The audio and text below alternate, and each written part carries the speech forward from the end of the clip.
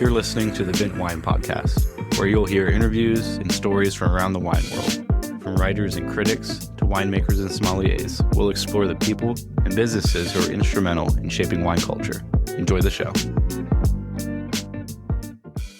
Hello, and welcome back to another episode of 5 Questions. In these quick conversations, we highlight the world-class writers, winemakers, and sommeliers featured on our full-length episodes in a quick 5-question format. We hope you learn a little bit more about the wine world and the people and companies that make it run. Enjoy.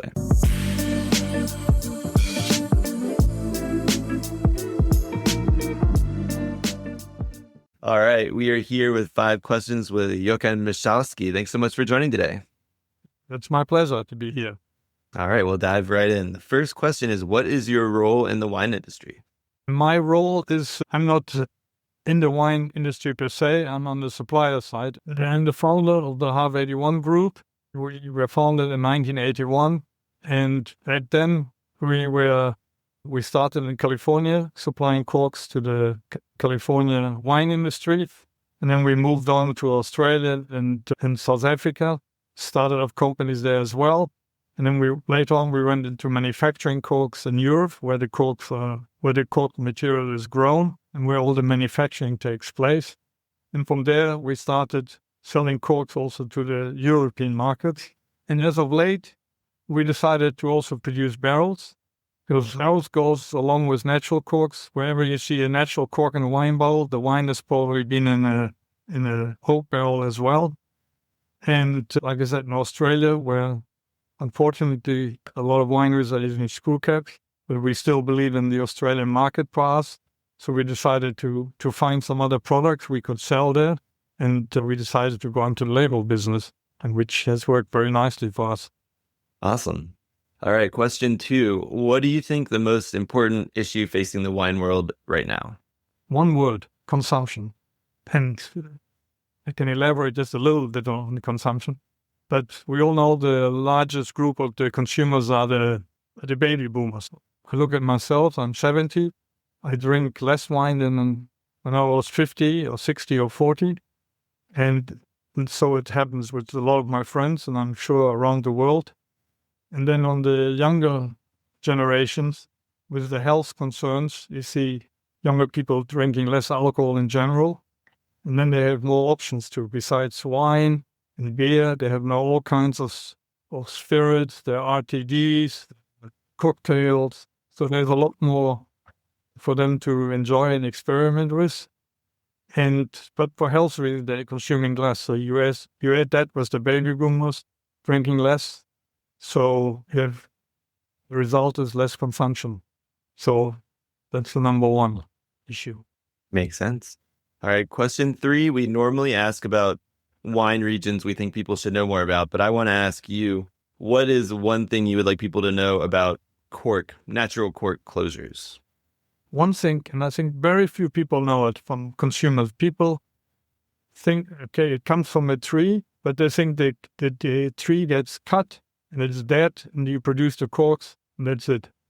No, cork is actually, it's the bark of an oak tree, and you harvest this bark every 9 years, and then you produce the corks from this bark, and the tree regenerates a new bark, and you harvest it again 9 years later, and then you produce corks again. So corks don't hang on the tree and further on the bull story like cherries, because a lot of people, especially in America, they have no idea.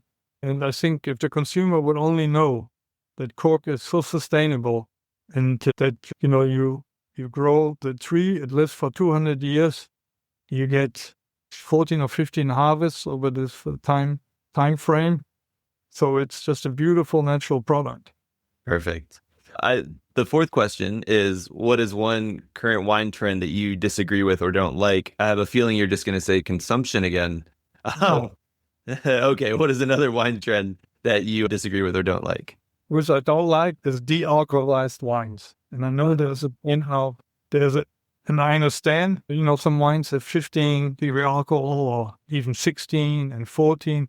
And that's probably, I'm talking to myself, maybe a little bit high. Maybe people are looking for, wines that's maybe 12, 10, 9, 11, alcohol is probably a good move. But we live in the extreme world these days with extremism, go from 14 to 0. And I've tried de-alcoholized wines many, many years ago. I remember Ariel from J. Law. I don't know if you remember that. It was one of the first alcohol-free wines in 1993 or 94, something like that. It still exists. Yeah. Still exists. And honestly, I never enjoyed it. And to me, it's not wine. And unless they come up with a way of de-alcoholizing wine that it remains the characteristic of a wine are still there, fine. But I don't, honestly, I don't like it. So de-alcoholized wine is a big no to me. I agree. I haven't found one I like yet either. Okay. The final question for these 5 questions is, what is one wine-related experience in recent years that stands out to you the most? Okay, this is actually a funny story. I was with my family in the Maldives a few years ago, and I saw on the wine list, and Maldives is expensive, and the wines are super expensive. There's nothing cheap there. And I saw on the wine list that, honestly, living here in Portugal, I don't have to spend a lot of money to drink the nice wine. I can go to a store, buy the 20 euro bottle of wine and less, and it's a very good wine. And if I really want to go out of my way, I spend 50 or 60, and I have a fabulous wine.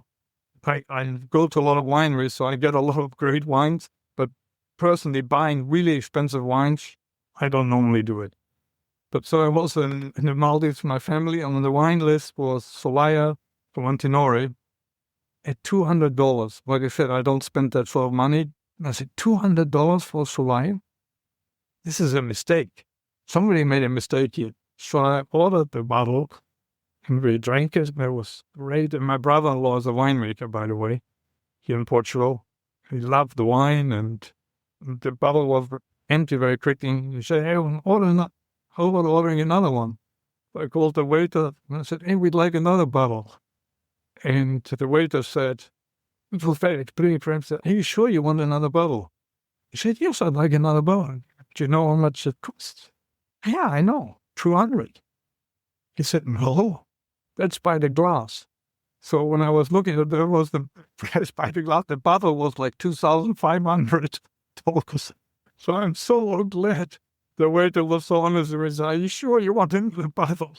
Wow. And my brother-in-law said, even though you paid $2,500, Jochen, but it was a delicious wine. At least it showed well. That would have been the worst if it was bad. It showed very well, but I wouldn't spend any for. Not even. I rate it as a really good wine. Actually, it has all Cork, so I'm a big supporter of them. But that's too much money for me.